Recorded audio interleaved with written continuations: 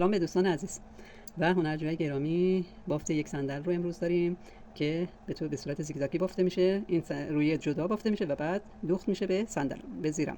اولین کاری که انجام میدیم دور تا دور زیره رو سوراخ میکنیم.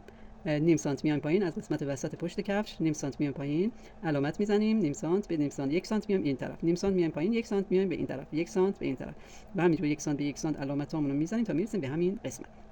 بعد که علامت ها رو زدیم با درفش همون قسمت علامت ها رو سوراخش رو ایجاد میکنیم. کسایی که پیشرفته تر کار میکنن از پانچ استفاده میکنن، ولی همین درفش هم جوابگو است. بعد از که دور تا دور رو سوراخ کردیم شروع میکنیم به بافت. دوستان اگر این آموزش ها رو دوست داشتید مشترک بشید، چون من در این کانال هم کیف هم کفش آموزش میدم، رافی بافی رو هم آموزش میدم. دوست دارم نظراتتون رو بدونم که کار رو پیشرفت بدم. اگر از این صندل دوست داشتید و خواستید ست کیفش رو هم ببافید، برام در نظرات بنویسید که آموزش کیفش رو هم براتون بذارم. لایک کنید، سابسکرایب کنید، مشترک بشید، دوستانتون رو هم به این کانال دعوت کنید. بعد از اینکه یک گره زدیم و نخ رو کشیدیم بیرون، یک زنجیره میزنیم و 2 تا پای کوتاه میبافیم. اون زنجیره رو حساب نمی‌کنیم. میریم یک سانت بعدی 2 تا پای کوتاه میبافیم. یا اینکه چون من این صندل رو به این روش بافتم، اون رو هم به همین روش باید ببافم.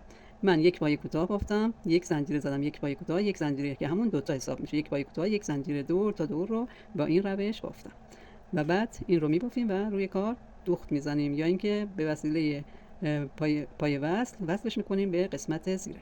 حالا آموزش رو براتون شروع میکنم. من دور تا دور رو یه دونه پای کوتاه، یه دونه زنجیره زدم. از این قسمت شروع کردم، یک پای کوتاه، یک زنجیره، یک پای کوتاه، یک زنجیره در یک سانتی هایی که علامت زدم. بعد وصل رو میزنیم و قیچی میکنیم، میذاریم کنار. این رو جدا میبافیم، رویه رو جدا میبافیم.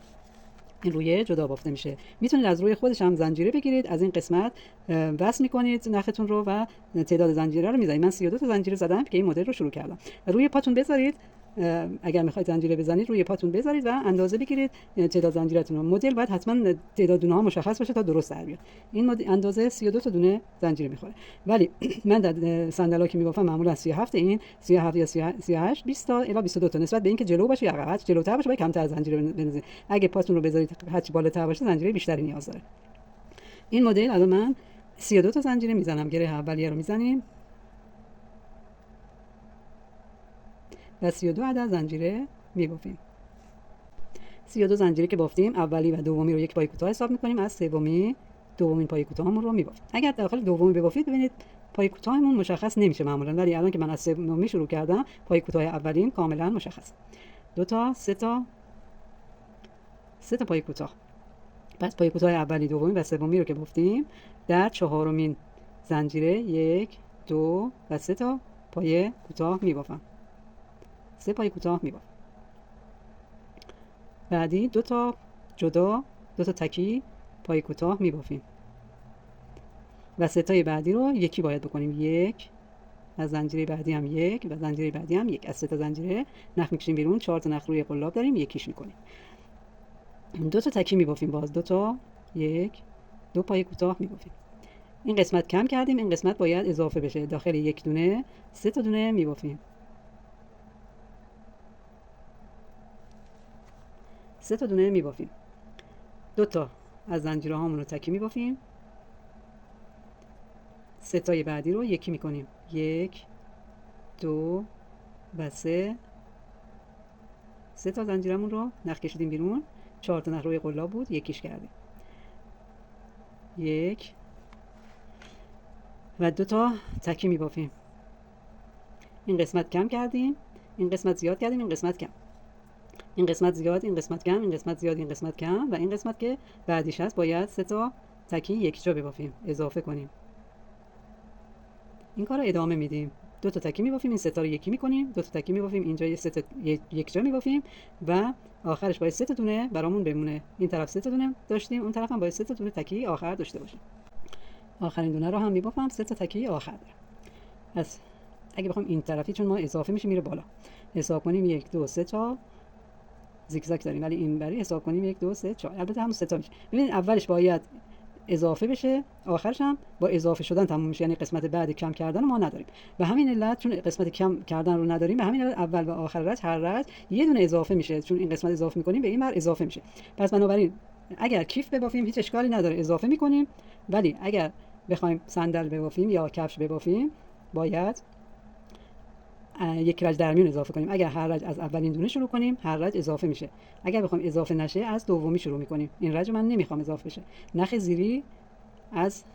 زیری رو میگیرم، بافتم، بافت پای کوتاه شیاریه. نخ زیری رو میگیریم و بافتمون رو میزنیم، همون 3 تا دونه رو میبافیم. اگر اولی رو میبافتیم میشد 4 تا دونه، چون یه دونه اضافه میشد. 3 تا دونه که بافتیم وسط این 3 تا تکیه، این 3 تا تکیه هست و دونه وسطی هر رج 3 تا دونه بافته میشه، 1 2 و 3. بعد باز میایم نخ زیری رو میگیریم، 1 پای کوتاه و 2 پای کوتاه میبافیم. 3 تای بعدی رو باید یکی کنیم، 1 نخ، 2 نخ و 3 نخ میکشیم بیرون. 4 تا رو یکی میکنیم. 4 تا نخ رو یک داریم، از 3 تا پایه هست ولی 4 تا نخ رو یک قلابه، یکیش میکنیم. بعدی و بعدی 2 تای بعدی رو تک میبافیم. اینجا قسمت اضافه کردنمونه که میفته دونه وسط. 1 2 و 3 تا یک جا میبافیم. 2 تای بعدی رو تکی نخ زیری رو هم میگیریم، 2 تا تکی میبافیم. این کار رو ادامه میدیم. اینجا کم میکنیم، یک قسمت زیاد کردیم، قسمت بعدی کم کردن داریم که تعدادمون اضافه نشه. توضیح دادم فقط اول و آخر رج اضافه میشه، اونم یک رج در میون. این بافت به همین صورت تا هر اندازه که بخوایم ادامه داره. حالا من 2 رج اولش رو توضیح میدم، بقیه رو میبافم و توضیحات لازم رو هم میدم. این قسمت کم کردن داریم.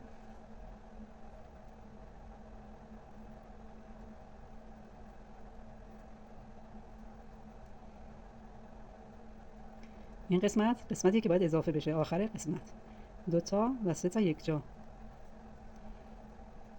اینجا 4 تا ما داریم، 2 3 و 4، ولی باید 3 تا ببافیم چون میخوایم اضافه نشه. 1 2، یا اینکه میام آخری رو میبافیم، یه دونه رو رد میکنیم، یا اینکه میایم 2 تا رو یکی میکنیم به این صورت که میشه یه دونه. این رج میخوایم اضافه کنیم، رجیه که میخوایم دو طرف اضافه بشه. از اولین دونه شروع میکنیم به بافت. از اولین دونه نخ زیری رو میگیریم، 2 تا 3 و این رج میشه 4 تا دونه. قسمتیه که باید اضافه بشه. این وسط دونه وسطیمون هست، 1 2 و 3 تا دونه یک جا میبافیم. بعدی رو 1 2 3 تا رو باید یکی کنیم، 1 2 3. باز 2 تا دونه میبافیم، اینجا 3 تا یک جا میبافیم، 2 تا میبافیم، اینجا 3 تا 1 2 و 3 تا رو یکی میکنیم تا آخر انجام میدیم. آخرین قسمت آخر باید 4 تا دونه داشته باشه. به قسمت آخر رسیدم، 4 تا دونه رو باید ببافم. 1 2 تا بافتم، این 3 و اینم 4 دونه. اینجا کم کردن نداشتیم، ولی این رج میخوایم کم کنیم. از اولی نخ کشیدم، از دومی هم نخ میکشم بیرون، 3 تا رو یکی میکنم که میشه یه دونه. این بافت 2 تا یکی میشه، دومی رو میبافم، سومی رو هم میبافم، چهارمی رو هم میبافم. اینجا 4 تا ما داریم. بعدی رو 3 تا یک جا میبافیم، 1 2 و 3. دیگه بقیه بافت رو ادامه میدیم. 2 تا تکی میبافیم، این 3 تا رو یکی میکنیم، 2 تا تکی میبافیم، اینجا وسط 3 تا دونه میبافیم، 2 تا تکی، 3 تا یکی، بعد میرسیم به آخر. آخر هم باید 2 تای آخری رو یکی کنیم که همون 4 تا اضافه نشه، 5 تا نشه. به قسمت آخر رسیدم. اینجا 1 2 و 3 تا یک جا که میبافیم، 1 2 3 4 5 تا داریم، ولی ما نمیخوایم اضافه بشه. 1 2 3، 2 تای آخری رو 1 2، 2 تای آخری رو یکی میکنیم. برمیگردیم. این رج میخوایم اضافه بشه، از اولی شروع میکنیم به بافت. نکته این بافت همینه، هیچ نکته دیگه ای نداره. یک رج از اولی شروع میکنیم، یک رج از دومی شروع میکنیم و در آخر هم که میرسیم 2 تای آخری رو یکی میکنیم. اینو من بافتم تا این قسمت به 8 تا دونه رسیده.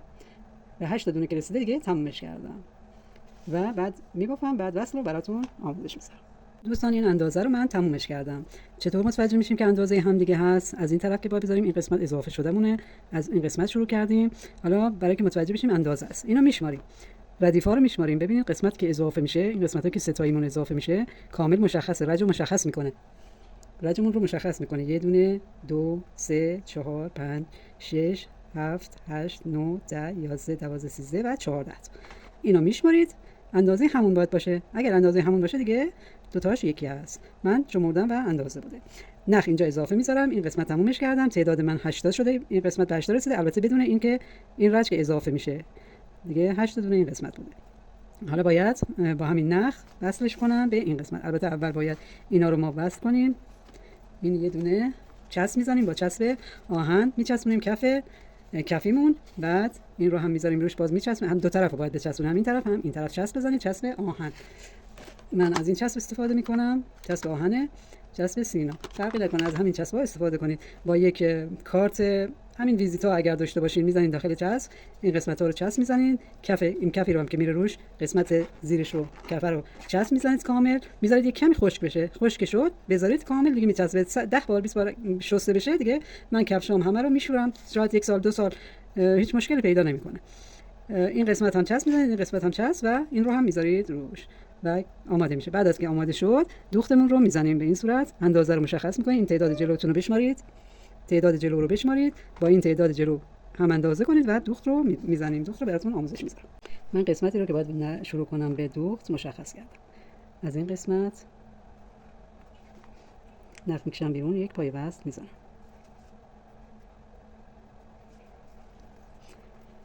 خب رجمون مشخصه، هر رجمون رو میگیریم. این یک رجه، سعی کنید دو تا گندمی رو بگیرید با دو تا گندمی روبرو و یک پای وصل ببافید، یک پای وصل ببافید. این قسمت رو میگیریم، گندمیش رو میگیریم با گندمی روبرو میکشیم بیرون، یک پای وصل میبافید.